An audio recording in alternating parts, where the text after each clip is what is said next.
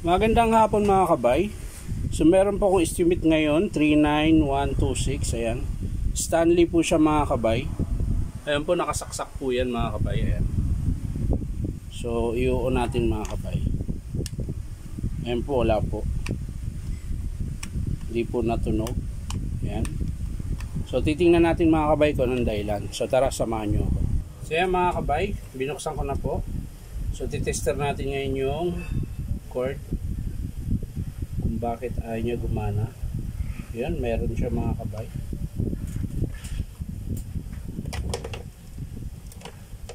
Ayan po,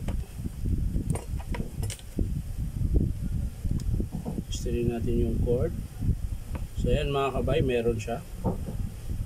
Ayan, kabila. Yan, meron din mga kabay. Ayan. So meron.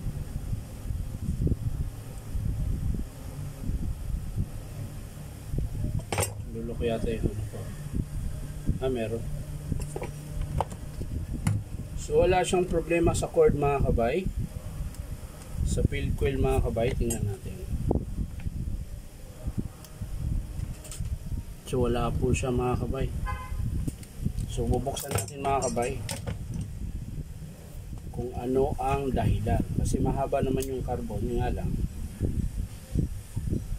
hindi na yung carbon niya talaga, pinalitan na. Ayan. So sa kabila ganun din mga kabay, kailangan natin kalasin. Ayan. Check natin yung armature. Ayun, may tama mga kabay.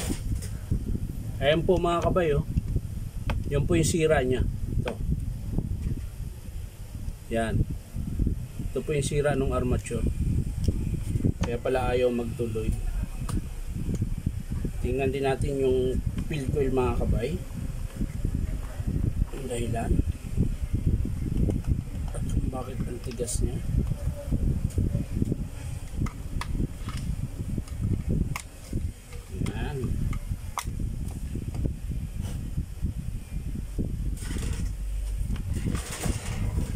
Yung flashlight ko.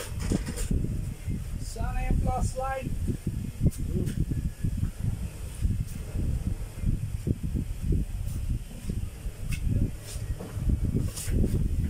Tingnan natin yung field coil. Yun. So wala naman pong tama yung field coil mga kabay. Bali, para sigurado tayo, i-test natin mga kabay. Ang tabo dyan yung tester ko pagdating dyan. Silaw. Test natin yung field coil mga kabay.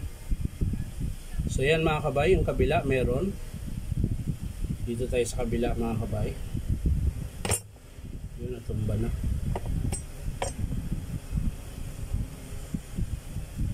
Yun, meron din mga kabay. So walang problema sa field coil mga kabay, dito lang sa armature. Ito lang. Ayan. So i-check din natin yung gear mga kabay, baka may tama na rin.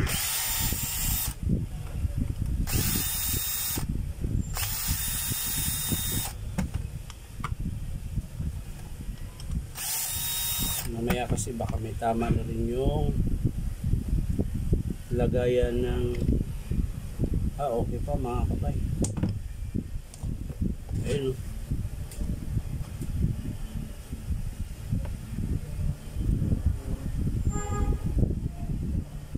Ayun, may tama mga kabay. So ang estimate natin dito mga kabay, armature, tsaka gear in pinion, tsaka carbon brush. So yan lang po mga kabay. Hindi ko na ipakita kung paano buuin. Papakita ko na lang sa inyo mga kabay kapag in-approve ng customer. So ang estimate natin mga kabay, uulitin ko lang, armature, ayan po yung sira.